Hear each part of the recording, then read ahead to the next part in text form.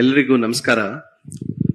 On behalf of Rashtriya Swayamsevak Sangha, we welcome you to the second press briefing of the Akhil Bharatiya Pratinidhi Sabha. We have with us Shri Arun Kumar ji, Senior Sangha Pracharak. He's a Pracharak since 1983. He has held various responsibilities in different capacities, and since 2021, he is serving as Akhila Bharata Saha Sarkaryavaha, that is Joint General Secretary of RSS. We also have with us Shri Sunil Ambekar ji. He is currently serving as Akhila Bharata Prachar Pramukh. We also have few other senior Karyakartas to my right. We have Shri Narendra Kumar ji. He is serving as Akhila Bharata Saha Prachar Pramukh. Shri Pradeep Joshi ji, Akhila Bharata Saha Prachar Pramukh. Shri Ayush ji, Kshetra Prachar Pramukh. And Shri Arun Kumar ji, Karnataka Uttara and Dakshina, both Pranta Prachar Pramukh. I request Arun Kumar ji second. Arun Kumar ji. Request Arun Kumar ji to address the press briefing. तो अखिल भारतीय प्रतिनिधि सभा के कार्यवाही के दूसरे दिन की briefing के लिए आप सबका हार्दिक स्वागत है. This is not a press conference, only briefing of the activities that has been held on first day, along with two sessions today also. Agenda of Akhil Bharatiya Pratinidhi सभा वो दो बातों के साथ था. एक समीक्षा और मूल्यांकन, एनालिसिस एंड इवोल्यूशन. हमने संघ के काम का एक सतत भाग है. यूनिकनेस ऑफ आवर ऑर्गेनाइजेशन है. We always think about expansion and consolidation. कार्य विस्तार और गुणात्मकता, कार्य की भी कार्यकर्ता की भी. तो इसकी समीक्षा करना, इसका मूल्यांकन करना. दूसरा, initiatives for the transformation among society. संघ का जो गोल है, ultimate goal of the RSS is to transform the society. Basically संघ संगठन नहीं है, यह समाज परिवर्तन का एक बड़ा जन आंदोलन है. We always initiate for that. और वो जो इनिशिएटिव्स हैं उसकी भी समीक्षा करना. ये जो ट्रांसफॉर्मेशन है, ये नेवर हैपन्स बाय कानून, एक्ट, नियम, भाषण, इन सब से नहीं आता है. इसके लिए थोड़ा वातावरण बनाना पड़ता है, प्रयास करने पड़ते हैं. और जो ये ट्रांसफॉर्मेशन चाहते हैं, वो जैसा चाहते हैं वैसा उनका बनना पड़ता है. तो इसलिए इस प्रोसेस को भी लगातार मूल्यांकन करना पड़ता है. संघ के 100 साल में हमने लगातार ये दो बातों के बारे में सोचा है. Expansion and consolidation of work, कार्य विस्तार, कार्य की गुणात्मकता, क्वालिटी ऑफ वर्क, और initiative for transformation among society. ये दो बातों की समीक्षा करना. शताब्दी वर्ष 100 साल संघ के पूरे हो रहे हैं, तो स्वाभाविक है उसको ध्यान में रखकर थोड़ा काम का मूल्यांकन करना, गति बढ़ाना, इसके बारे में सोचना. तो हमने 6 साल पहले कुछ टारगेट्स तय किए थे. हर वर्ष उसकी समीक्षा करते हैं. तो it was also an occasion for introspection की 6 साल पहले हमने जो तय किया वहां पर हम कहां तक पहुंचे हैं, उसके बारे में भी सोचना. और विजयदशमी यानी 2025 अक्टूबर में जब शताब्दी वर्ष प्रारंभ होगा, तब तक उनको हम प्राप्त करें. 3 तरह के लक्ष्य थे. एक कार्य विस्तार, गुणात्मकता. दूसरा, सुप्त शक्ति जागरण. हमारा हर स्वयंसेवक that should become an active worker, वो सक्रिय कार्यकर्ता बनना चाहिए. कल मुकुंद जी ने बताया 1 करोड़ स्वयंसेवक हैं, 50-60 लाख लोग हमेशा काम में जुड़े रहते हैं. 6-7 लाख लोग, 8 लाख के लगभग कार्यकर्ता ऐसे हैं जो कुछ रिस्पॉन्सिबिलिटी लेकर भी काम करते हैं. हमारा टारगेट यह है कि अधिकाधिक लोग डे टू डे कंट्रीब्यूट कर सके, ऐसे एक्टिव हों और समाज की सज्जन शक्ति, यानी जिसको कहते हैं leaders of the society, economic field, social field, religious field और एजुकेशन, इंटेलेक्चुअल, ऐसे सब समाज का जो नेतृत्व है, उनके साथ हमारा एक वेवलेंथ बने। वो भी समाज के हित में सोचते हैं, हम भी समाज के हित में सोचते हैं, तो मिलकर जहां काम कर सकते हैं वहां मिलकर काम करना है। ऐसे सब बातों को लेकर हमने प्लान किया था। और दो बातें और, जो संघ शताब्दी में क्या करेंगे उसकी भी चर्चा करने वाले हैं। सिनेरियो, इस समय समाज राष्ट्र का परिदृश्य क्या है, what is the contemporary scenario, हमारा रोल क्या है, ये दो बातों के बारे में कल दत्ता जी आपके सामने बातचीत रखेंगे। संघ शताब्दी की करणीय बातों के बारे में भी, और कंटेम्परेरी सिनेरियो में what is our role, how we think, how we want act, ये सब बातों के बारे में, थोड़ा पॉलिसी के विषय, ये सब कल वो रखेंगे। कल मुकुंद जी ने आपके सामने जानकारी रखते हुए कार्य विस्तार के बारे में काफी बातें कही।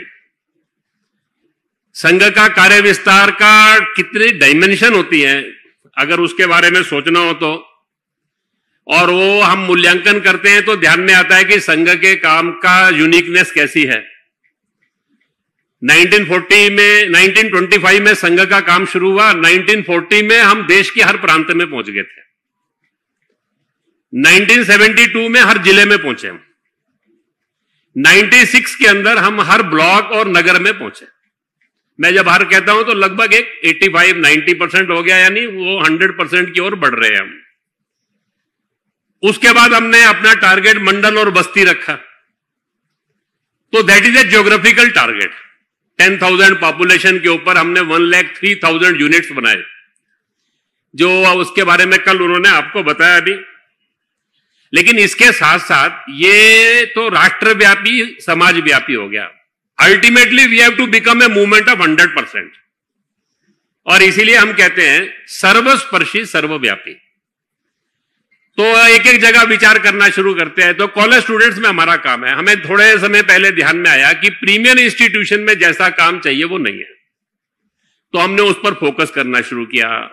एम्स हैं, रिसर्च के इंस्टीट्यूट्स हैं, IITs हैं। देश में 2009 प्रीमियर इंस्टीट्यूट्स हैं।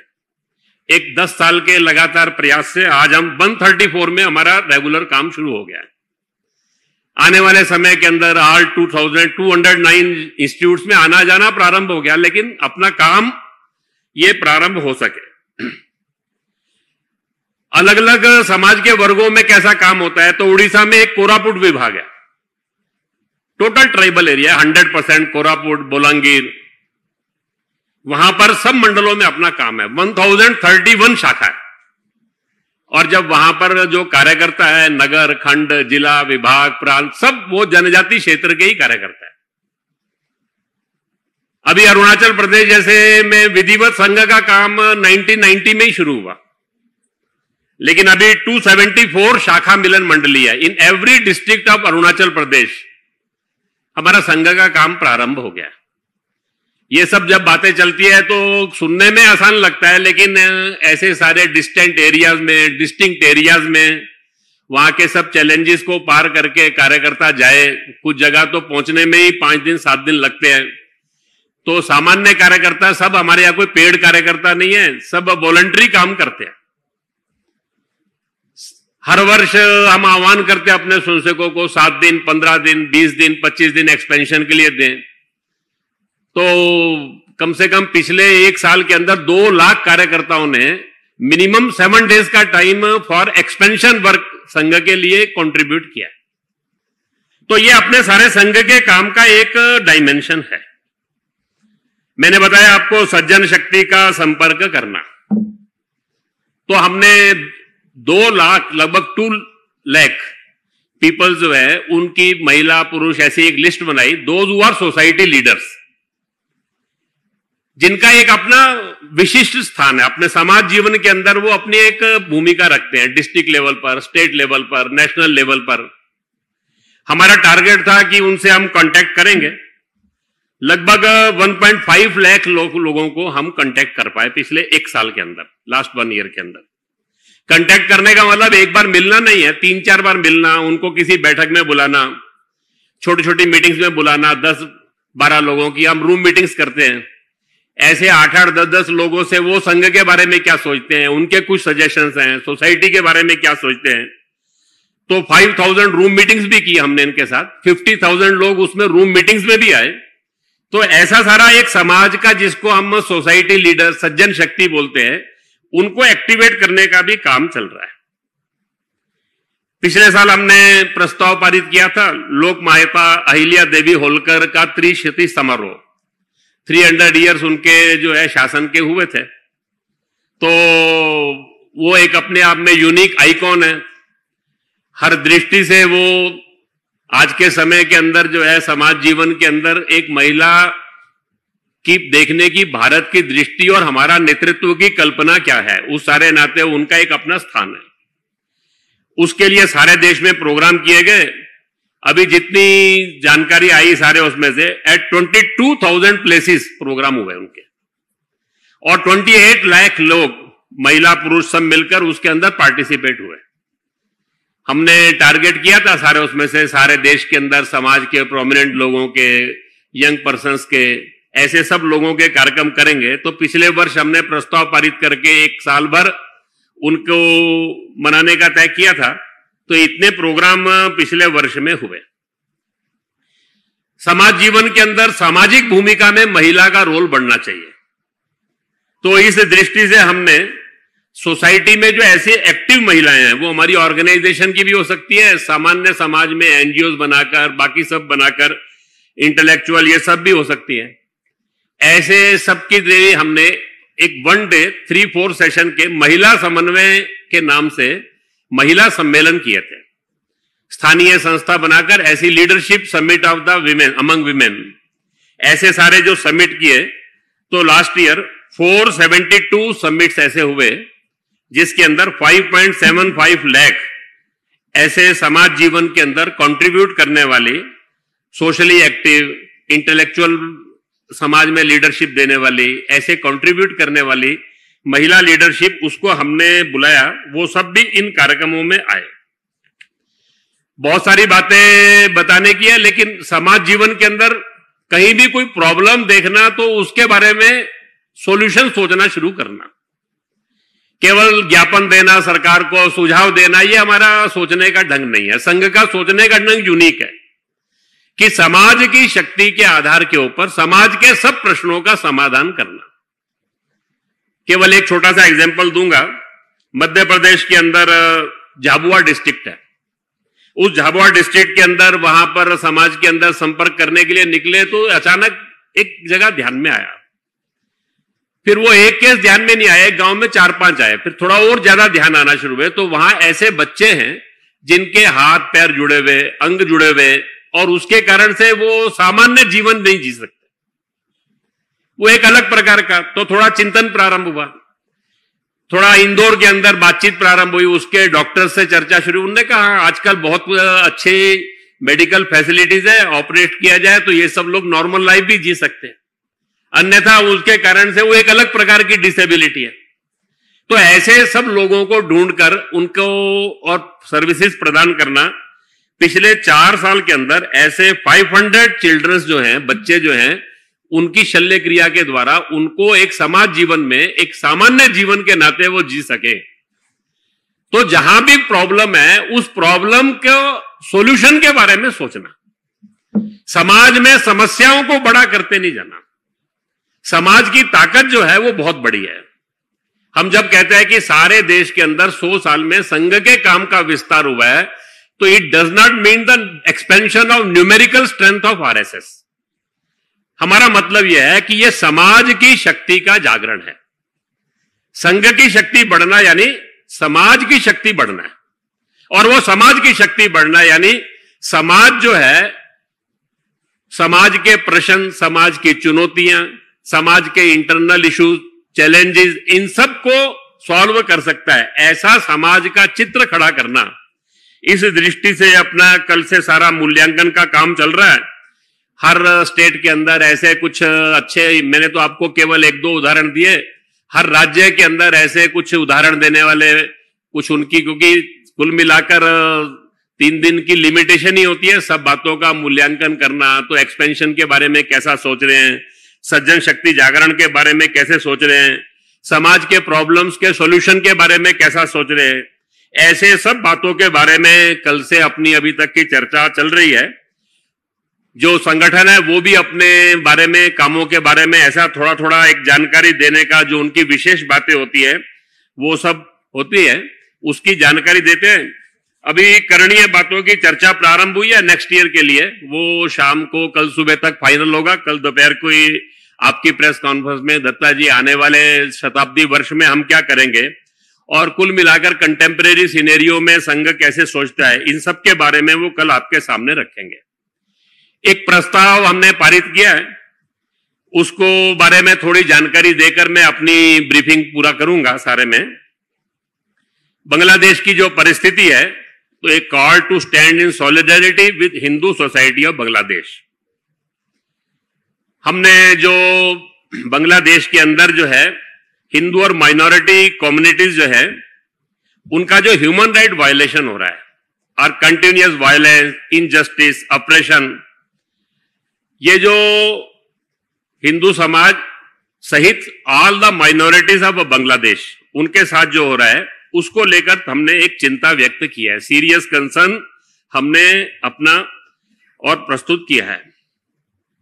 ये जो सारा है, ये इसको एक पॉलिटिक्स नहीं मानना चाहिए, केवल रिजाइम चेंज हो गया, सत्ता परिवर्तन हो गया, उसके कारण से ऐसा नहीं है। इसके पीछे रिलीजियस एंगल भी है, क्योंकि मेजोरिटी ऑफ टारगेट जो है और कंटिन्यूअस टारगेट जो है, they are becoming Hindu and other minority communities. और ये इसलिए भी है कि ये परसिक्यूशन ऑफ हिंदू और माइनॉरिटी कम्युनिटी ये कोई नया नहीं है। 1951 के अंदर 22% पॉपुलेशन थी बांग्लादेश के अंदर हिंदू समाज की, अभी वो 7.95% है। तो हमको ध्यान में आ सकता है कि ये हिंदू समाज के वहां एग्जिस्टेंशियल क्राइसिस का इशू है। और इस बार जो हिंसा हो रही है उसमें ऐसा ध्यान में आ रहा है कि उसके पीछे गवर्नमेंट और इंस्टीट्यूशनल सपोर्ट भी है, और ये एक चिंता की बात है। और वहां जो लोग भी इस सारी हिंसा में है, वो इसको केवल एंटी हिंदू नहीं, एंटी भारत भी बनाने की कोशिश कर रहे हैं। अनेक लीडर्स के स्टेटमेंट भी ऐसे ही सब आ रहे हैं। इसी सारे प्रस्ताव के अंदर एक हमने चिंता व्यक्त की कि इंटरनेशनल जो फोर्सेस हैं, उनका जो रोल है, और खासकर केवल बांग्लादेश नहीं, ये जो अपना भारत है, इस भारत और पड़ोसी देश, ये केवल देशों का समूह नहीं है, हमारी हजारों साल की एक यात्रा है, वो हमारी कॉमन जर्नी है। हम जब कहते हैं तो वो कॉमन जर्नी के अंदर हमारा एक शेयर्ड कल्चर है, हमारी शेयर्ड हिस्ट्री है, और हमारे जो शेयर्ड जो है वो हमारे ट्रेडिशंस भी है, बहुत सारी बातें हमारी समान है। तो ऐसा लगता है कि एक मिसट्रस्ट और डिस्ट्रस्ट भारत और इन सारे पड़ोसी देशों के बीच में खड़ा करने का प्रयास भी किया जा रहा है। उसके अंदर दुनिया की बहुत सारी शक्तियां उसमें भूमिका अदा कर रही हैं। हमने Pakistan, deep state among in America, उस सब के बारे में भी इसमें थोड़ा हमने इंगित किया है सारे उसमें से अपने प्रोसेस प्रस्ताव के अंदर। लेकिन इस बार एक अच्छा विषय उसमें यह भी है कि ये जो सारा हुआ, तो पहली बार वहां के हिंदू समाज ने लोकतांत्रिक ढंग से वहां पर एक कलेक्टिव डेमोक्रेटिक और पीसफुल वे में अपनी बात को असर्ट करने की भी कोशिश की है, और अपनी आवाज को बुलंद किया। उसको दुनिया ने रेखांकित भी किया है, दुनिया ने उसको सुना भी है, और उस कारण से भारत, दुनिया के बाकी देशों के अंदर, दुनिया के अंतर्राष्ट्रीय नेतृत्व, देश, हिंदू समाज अन्य देशों में जो रहता है, वो सब लोग भी उनके समर्थन में आए हैं। उन्होंने भी देश भर के अंदर सब मिलाकर, भारत सरकार ने भी इस सारे विषय को लेकर वहां की जो बांग्लादेश की इंटरिम गवर्नमेंट है उनके साथ, और ग्लोबल प्लेटफॉर्म्स के थ्रू प्रेशर बनाना, ये सब के लिए भी प्रयास किया है। और हमने इस बात का आह्वान भी किया है भारत सरकार से, अंतर्राष्ट्रीय फोरम, यूएन और बाकी सारे ऐसे जो हैं विश्व के अन्य देश और दुनिया के अंदर जो हिंदू समाज है, उन सब लोगों से हमने एक आह्वान भी किया है कि वहां के हिंदू समाज की डिग्निटी, वहां के हिंदू समाज की सुरक्षा, वहां की माइनॉरिटीज की डिग्निटी, सुरक्षा, इन सबको सुनिश्चित करने के लिए वो हर संभव प्रयास करें। इस सारी दृष्टि से हमने एक call to stand in solidarity with Hindu society of Bangladesh, Bangladesh के हिंदू समाज के साथ और वहां के अन्य अल्पसंख्यक समुदायों का जो मानवाधिकार हनन, हिंसा, ये जो सब विषय वहां हुए हैं और उनका एक एग्जिस्टेंशियल क्राइसिस का जो इशू आकर खड़ा हुआ है, और इस सारी स्थिति के अंदर जो इंटरनेशनल फोर्सेस पीछे अपनी भूमिका अदा कर रही हैं, इन सब के प्रति देश को, समाज को अवेयर भी रहना, जागरूक भी रहना, और ये वहां के हिंदू समाज की सुरक्षा और वहां के हिंदू समाज का सम्मान, ये सब गरिमा जो है ये सुनिश्चित हो, इस सारी दृष्टि से, और वहां उसके लिए अंतर्राष्ट्रीय फोरम, भारत सरकार, हिंदू समाज सब मिलकर प्रयास करें, ऐसा एक प्रस्ताव बांग्लादेश की आज की हिंदू समाज की जो परिस्थिति है, माइनॉरिटीज की जो परिस्थिति है, उसको लेकर हमने एक सीमित विषय के ऊपर प्रस्ताव पारित किया है। मैंने आपके सामने अपनी जो इस अखिल भारतीय प्रतिनिधि सभा की जो कल से आज तक की सारी कार्रवाई हुई है, उसकी कुछ बातें जानकारी के तौर पर आपको रखी हैं। अच्छा यही है कि जो मैंने बताया उसके ऊपर आप पूछे, नहीं तो आपका अपना एजेंडा है, वो एजेंडा कल करेंगे तो ज्यादा अच्छा होगा। लेकिन आप सब लोग कुछ ऐसा इस सारे अपनी प्रतिनिधि सभा के बारे में पूछना चाहें तो पूछ सकते हैं। थोड़ा माइक लेना पड़ेगा, माइक पर ही बोलिएगा। हाँ, मेरा नाम हिमांशु तिवारी है, टाइम्स नाउ नव भारत से दिल्ली से हूं मैं। थोड़ा माइक मुंह के सामने लेंगे तो मुझे पूरा सुनाई देगा। आवाज आ रही है आपको? हाँ। मेरा नाम हिमांशु तिवारी है, टाइम्स नाउ नव भारत दिल्ली से हूं मैं। प्रतिनिधि सभा हो रही है, लेकिन देश भर में जिस तरीके का माहौल बना हुआ है, आए दिन हिंसा देखने को मिलती है, दो समुदायों के बीच में स्पेशली, तो आपको क्या लगता है 100 साल हो चुके हैं संघ के, सारे समाज को एक साथ लेकर चलने के लिए, हिंदू, मुस्लिम, सिख, ईसाई सबको लेकर चलने के लिए, और युवाओं के रोजगार के लिए भी आप लोगों ने कोई कार्य योजना बनाई है क्या? तो ऐसा होता है कि समाजों की यात्रा थोड़ी लंबी होती है। हमने कुछ किया है लेकिन बहुत कुछ करना बाकी है। हमें इस बात की संतुष्टि है कि 100 साल में हमने जो प्रयास लिए उसमें हमको सफलता मिली है, लेकिन हम जैसा भारत बनाना चाहते हैं वैसा बन गया ऐसा हम नहीं कह सकते। तो उसके लिए प्रयासों की मात्रा बढ़ानी है, और ये करना है तो केवल अकेला संघ नहीं कर सकता। इसके लिए मैंने पहले ही कहा कि संघ समाज की सज्जन शक्ति, सबको एक साथ आना है। तो 1947 में हम आजाद हुए, हमारे सब प्रश्नों का समाधान नहीं हुआ, हम इंटीग्रेट नहीं हो गए थे, प्रोसेस ऑफ इंटीग्रेशन उसके बाद शुरू हुआ है। तो कॉन्टिन्यूअस वी आर इवॉल्विंग। तो मुझे लगता है कि we are in right direction. हमको लेकर हमको लगता है जिस रास्ते पर हम चल रहे हैं we are in right direction, लेकिन बहुत करना बाकी है, ये हम समझते हैं। सर मैं आमोद हूं टीवी 9 भारत। थोड़ा खड़े होकर बोलेंगे और माइक मुंह के सामने लीजिए, मुझे थोड़ा। सर मैं आमोद हूं टीवी 9 भारतवर्ष से।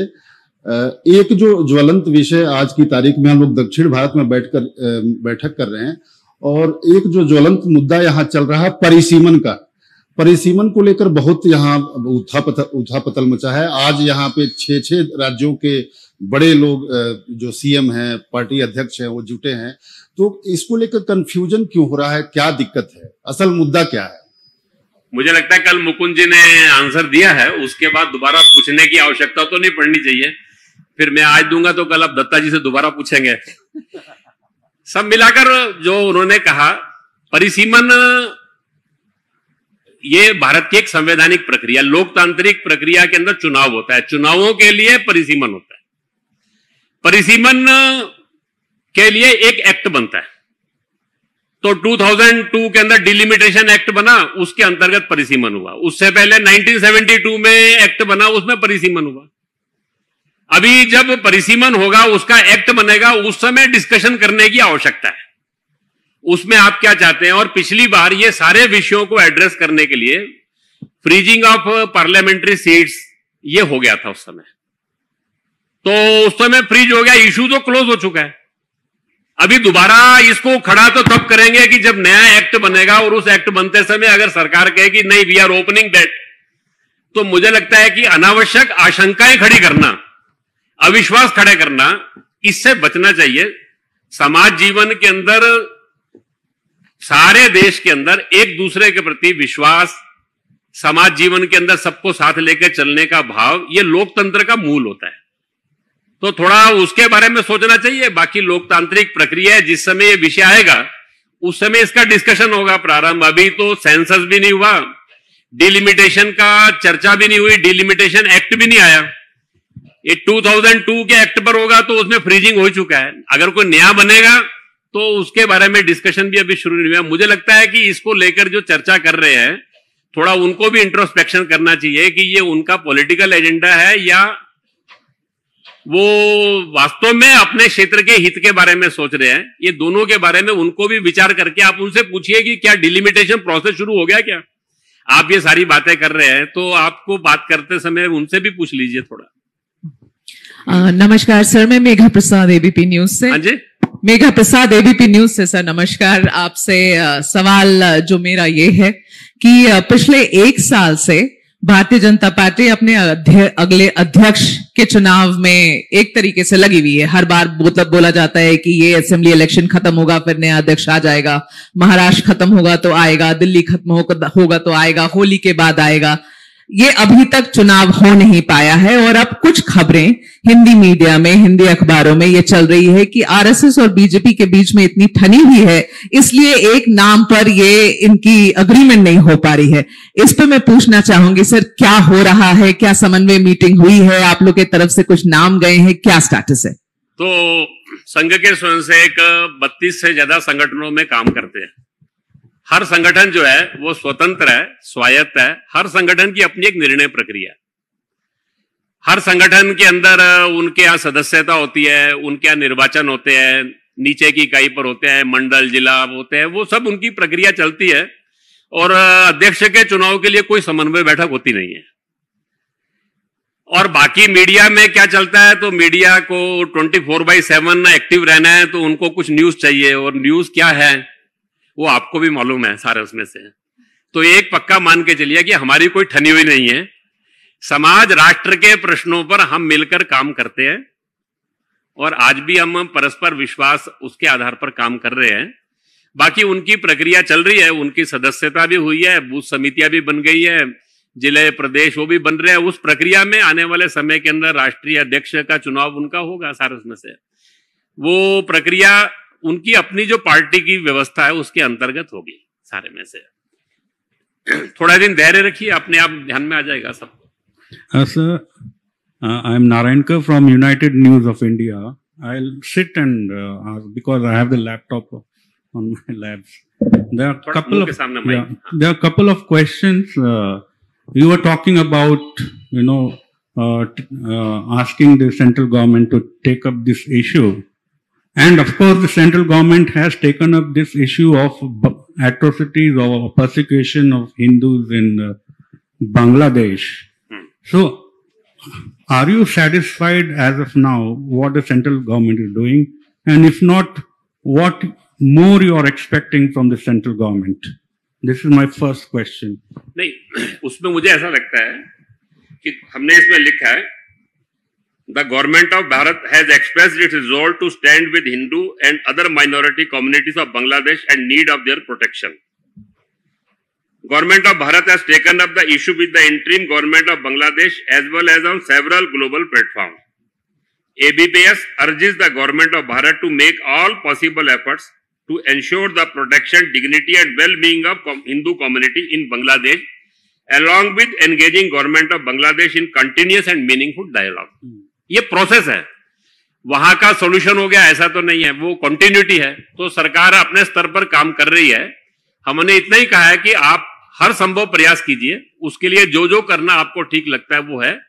और वी आर सेटिस्फाइड कि भारत की सरकार ने जो है उसको इश्यू की सीरियसनेस को समझकर वहां पर विदेश सचिव को भेजना, अलग अलग स्तर पे बातचीत होना, 1-to-1 डायलॉग होना, इंटरनेशनल फोरम्स का उपयोग करना, ये सब उन्होंने किया है। हमने इसमें अपने प्रस्ताव में इसको नोट भी किया है और मेंशन भी किया है और ये कंटिन्यूस रखना पड़ेगा अभी जब तक वहां की परिस्थिति नॉर्मल नहीं होती। My second question is, with regards to this persecution in Bangladesh, there may be situations arising that there may be some kind of a refugee problems. In this context, will the RSS propose amendments or a fresh push for implementation of CAA or any other legal so that you can accommodate the persecuted Hindus in Bharat? देखिए, ये जो मैंने पहले ही कहा कि हमारी एक shared history है, हमारी एक शेयर्ड सिविलाइजेशन की एक यात्रा है, जर्नी ऑफ द सिविलाइजेशन हमारी कॉमन है। अनफॉर्चुनेट हो गया कि 47 में पार्टीशन हो गया। जब पार्टीशन हुआ तो हमने पार्टीशन में जमीन का पार्टीशन किया था, पॉपुलेशन का नहीं। और दोनों ने आश्वासन दिया था कि अपने अपने देश की माइनॉरिटीज का प्रोटेक्शन करेंगे। ये वो दोनों का आश्वासन है। नेहरू लियाकत पैक्ट 3 बार पैक्ट हुआ है, वो तीसरी बार में भी यही है। अनफॉर्चुनेट है कि पाकिस्तान बांग्लादेश जो बन गया बाद में, उन्होंने उसको ऊपर अपना ऑनर नहीं किया। वो जो वहां का हिंदू समाज है वो हमारी रिस्पॉन्सिबिलिटी है, हम उससे बच नहीं सकते। ये जो आज जिसको हम भारत कहते हैं, जिसका हम गर्व करते हैं, उस भारत को बनाने में जितना कंट्रीब्यूशन देश के इस हिस्से में रहने वाले हिंदू का, उतना वहां का भी है। वो वहां सुख से रहे, शांति से रहे, वहां उस समाज राष्ट्र जीवन की व्यवस्था में आज जो व्यवस्था है उसमें कंट्रीब्यूट करते हुए वो सोचे। लेकिन अगर कल को उसको कुछ भी कठिनाई होगी, कुछ भी कष्ट होगा, तो हम अपनी जिम्मेदारी से पीछे नहीं हट सकते। उसके लिए क्या करना पड़ेगा, ऐसी कोई परिस्थिति आई तो उस समय सोचेंगे। अभी तो हमारी इच्छा है कि वो जो वहां है, जहां है, वहां सम्मान के साथ, सुरक्षा के साथ, अपने मत पंथ सबकी सुरक्षा के साथ वो जी सके, सम्मान के साथ जी सके। इसके लिए हमको प्रयास करना है, ये हमारा सोचना है। नमस्ते, मैं रमेशा हूं, विक्रमा कन्नड़ा वीकली से। ये लिंग्विस्टिक के ऊपर प्रांतों का रचन पहले ही हुआ है। उसके लिंग्विस्टिक भाषा के ऊपर, भाषा के आधार पर प्रांतों का ये सीमा तय हुआ है, वह एक्ट भी है। मगर उसके बाद भी कई प्रांतों में बॉर्डर डिस्ट्रिक्ट्स जो है उसमें ये डिस्ट्रिक्ट्स उस स्टेट्स को आना चाहिए, ऐसा डिस्प्यूट चलते रहता है। संघ के हिसाब से ये प्रांतों का ये बॉर्डर इश्यू है, क्या ये डिस्कशन पे होना चाहिए या क्लोज्ड चैप्टर है, ऐसा इसका ऊपर क्या है राय? तो देखो, ऐसा है कि हमारा जो राष्ट्र जीवन है ना, उसकी अपनी एक यूनिकनेस है, उसको सबको ध्यान रखना। भारत में सदियों से भाषाएं अनेक है, भाव एक है। All languages there are essence that is one. कोई भी महापुरुष, कोई भी भाषा, किसी ने भी एक राज्य का विचार नहीं किया। वो हमेशा उसके अंदर पूरे राष्ट्र का ही विचार है। हमारे देश के अंदर मतपंथ अनेक है, लेकिन गंतव्य एक है, वो हमारा वैशिष्ट्य है। हमारे यहां खान पान ये सब अनेक हैं, लेकिन हमारे मूल्य एक हैं, संस्कृति एक है, हमारी कल्चर एक है। तो भारत का हमारा कन्विक्शन है that is one people one nation, एक राष्ट्र एक जन। भारत के अंदर राज्य अनेक थे, राष्ट्र एक था। किसी भी राज्य का व्यक्ति कहीं भी आ सकता था, जा सकता था, रह सकता था। यह भारत की यूनिकनेस रही है। तो ये बातें ध्यान में रखते हुए किसी भी कारण से विवाद के विषय ये नहीं बनने चाहिए। खान पान, भाषा, मत पंथ, लैंग्वेज, राज्य, ये किसी भी संघर्ष का विषय नहीं बनना चाहिए। अब ये राष्ट्र जीवन बनने की दिशा में थोड़ा अपने को और प्रोसेस करना पड़ेगा। मैंने बताया कि 1000 साल की हमारी लीगेसी है, उसमें कुछ बातें हमारे दूसरों के संघर्ष करते हुए आ गई, कुछ हमारी अंग्रेजों के कालखंड में हम जो आत्मविस्मृति में चले गए उसके कारण से आ गई। उस सबसे बाहर निकलना है। अल्टीमेटली हमारे संविधान के प्रियम्बल में जो कहा है, we the people of Bharat, हम भारत के लोग, ये हमारा दैट इज द टैगलाइन। जब हम भारत के लोग कहते हैं तो इसका मतलब जाति, भाषा, प्रांत, मत, पंथ सब चीजें समाप्त होगी। स्त्री पुरुष, वी पीपल, हमारी आज के बाद एक ही आइडेंटिटी है। तो संघ का ये जो मानना है we the people of Bharat, ये इस आइडेंटिटी को लेकर हम सब देश के अंदर कोई भी समाज का प्रश्न आता है उसका समाधान करने की दिशा में बढ़े। ऐसा सारे देश के अंदर हमने एक व्यवस्था को स्वीकार किया। कोई भी व्यवस्था अपने आप में परफेक्ट नहीं होती, उसमें कुछ ना कुछ बातें रहती है। अब हमने एक व्यवस्था बनाई है, उसमें राज्य है, उसके अंदर राष्ट्र है, उसके अंदर हमने डिस्ट्रिक्ट्स है, उस डिस्ट्रिक्ट के अंदर ब्लॉक्स है, गांव है, पंचायत है, ये एक व्यवस्था बनाई है। सब मिलाकर एक कोऑपरेटिव, एक समाज जीवन के अंदर परस्पर एक दूसरे के साथ मिलकर सारे राष्ट्र का चिंतन करना, ये उसके कोर में आना चाहिए। जैसा जैसे ये भाव बढ़ता जाएगा वैसे वैसे ये प्रश्नों का समाधान होता जाएगा। ये प्रश्न तभी तक है जब तक ये दृष्टि नहीं रहती, एक जन एक राष्ट्र, वन पीपल वन नेशन, ये इसके अंदर प्रिज्म में सब प्रश्नों का समाधान ढूंढे, ऐसा संघ का मानना है। नमस्ते अरुण जी, मेरा नाम जतिन है, मैं इकोनॉमिक टाइम्स से हूँ। अरुण जी, आप अनुसांगिक संगठनों को संघ प्रचारक भेजता रहता है, बट जैसे भाजपा भी आपका एक अनुसांगिक संगठन है, तो बहुत समय से कोई प्रचारक नहीं दिया गया और कुछ राज्यों में संगठन मंत्री का पद भी खाली है। एक और चीज अरुण जी, छोटी सी क्लैरिफिकेशन, जो भाजपा का अध्यक्ष है उसके लिए क्या कंसल्टेशन संघ से करना जरूरी है? अगर है तो उसकी मॉडलिटीज क्या रहती हैं, कि आपके द्वारा नाम सुझाए जाते हैं या वहां से नाम आते हैं, उन पे चर्चा होती है? उस पर थोड़ा सा हमें गाइड कर दें। तो प्रचारक तो पूर्व सैनिक सेवा परिषद में भी नहीं है, अधिवक्ता परिषद में भी सारे देश में एक ही है, और भी 2-3 संगठन है जिनके अंदर प्रचारक नहीं है। तो ऐसा कुछ नहीं है कि सब संगठनों में, वहां की आवश्यकता को समझकर वो चर्चा करते हैं, हमारे पास उपलब्ध होते हैं तो हम देते हैं। वो दोनों जो है आपस की सहमति में, मैंने पहले ही कहा कि सब संगठनों में के हमारी एक संपर्क की व्यवस्था रहती है, उसमें चर्चा होती है, उनको आवश्यकता होती है, हमारे पास उपलब्धता होती है तो हम देते हैं, क्योंकि जिस भी संगठन में देना है तो वहां के काम के हिसाब से आपको प्रचारक देना है, तो वो हमारे पास भी अवेलेबल होना चाहिए, तो वो हम उसके हिसाब से देते हैं। और बाकी मैंने पहले ही कहा कि सब संगठन स्वतंत्र स्वायत्त है, हर संगठन की अपनी एक निर्णय की प्रक्रिया है और उस निर्णय की प्रक्रिया में वो अपने अपने निर्णय करते हैं। हम राष्ट्र समाज के प्रश्नों पर एक दूसरे के साथ मिलते हैं, जुलते हैं, बातचीत करते हैं, नोट शेयर करते हैं, समाज राष्ट्र के प्रश्नों पर मिलकर काम करते हैं। इसके लिए अपना एक प्रोसेस है, वो समन्वय का प्रोसेस है। उनकी टीम मीटिंग में कभी कभी हमको बुलाते हैं, हम कभी कभी उनके साथ डिस्कशन करते हैं, ये एक तरीका रहता है सारा उसमें से। बाकी संगठन के अंतर्गत संगठन चलाने के सब निर्णय वो अपने आप करते हैं। अभी कहीं खत्म कर, समय हो गया है। कल दत्ता जी के लिए काफी रखिए आप। दत्ता जी है, कल आएंगे। लास्ट क्वेश्चन, चलिए आप लास्ट करेंगे। So I am KVN Swami from Hosadiganta. So if the situation required, do you think Indian government should officially involve in reinstating Sheikh Hasina? नहीं, I cannot understand. Please. Sheikh Hasina को फिर से वहां बिठाएंगे क्या? कौन करे? भारत सरकार Sheikh Do you Hasina think को वहां बिठाएगी? Indian government should involve officially in reinstating Sheikh देखिए, Hasina? बांग्लादेश के अंदर वहां उनकी अपनी, Whether through military actions or whether through political deliberations. नहीं, बांग्लादेश के अपनी एक संविधान की, उनकी अंतर्गत अपनी व्यवस्था है, वहां पर वो वहां के लोग निर्णय करेंगे। इसके बारे में मुझे लगता है कि किसी अन्य देश के को सोचने का कोई वो नहीं है सारे में। ठीक है, thank you very much for. वो रह गया लास्ट में। I had a question from very long time. So you were speaking about where we wanted to reach, how India should be. It has not yet reached. It has not yet happened. What is that you wanted and what is that missing which you have to still achieve? And by when do you think it will happen?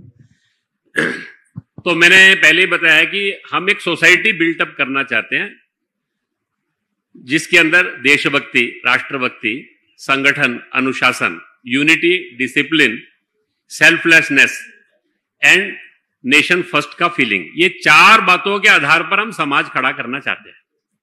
ये समाज जब खड़ा होगा तो समाज का संगठन है तो मिलकर अपने सब प्रश्नों का समाधान कर सकता है।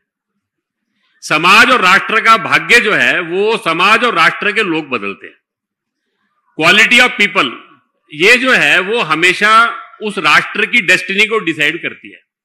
हमारा एक पहले से थिंकिंग है, हमारे संघ के जो फाउंडर थे वो कहा करते थे, some great people does not make a nation great, great man of a nation always make their nation great.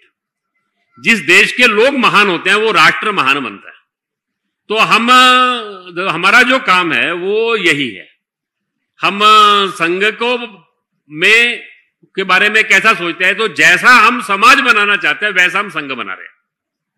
जैसा समाज का व्यक्ति बनाना चाहते हैं वैसा हमारे स्वयंसेवक का जीवन, आचरण, व्यवहार होना चाहिए। ये हमारी कल्पना है और ये करते समय समाज के एक जिम्मेदार नागरिक के नाते हम काम कर रहे हैं, हम समाज से अलग हैं ऐसी हमारी कोई सोच नहीं है। तो ये जो समाज है धीरे धीरे करके समाज में ये भावना बन रही है, अखिल भारतीय दृष्टिकोण बढ़ रहा है, देशभक्ति बढ़ रही है, मिलकर काम करने का भाव बढ़ रहा है। ये हमारा मानना है कि देश में क्वालिटेटिव चेंज आ रहा है। ये क्वालिटेटिव चेंज अभी और आना बाकी है, वो जैसे जैसे बढ़ेगा वैसे वैसे परिवर्तन आ जाएगा।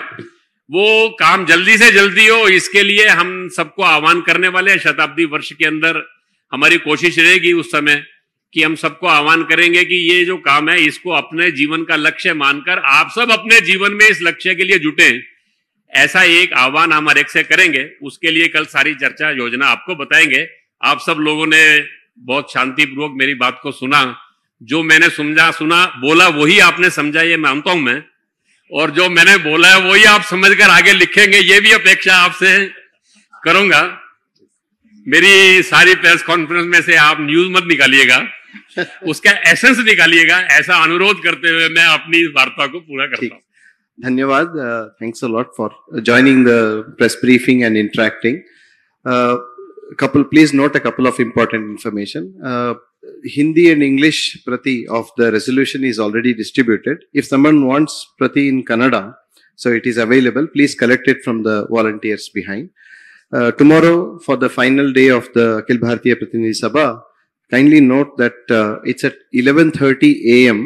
We have the press conference. Not 12:30, it is 11:30. 11:30 a.m. Shri Dattatreya Hosbale ji, Manya Sarkaryawaha of RSS, the General Secretary of RSS, would be taking the press conference. Kindly do note this information.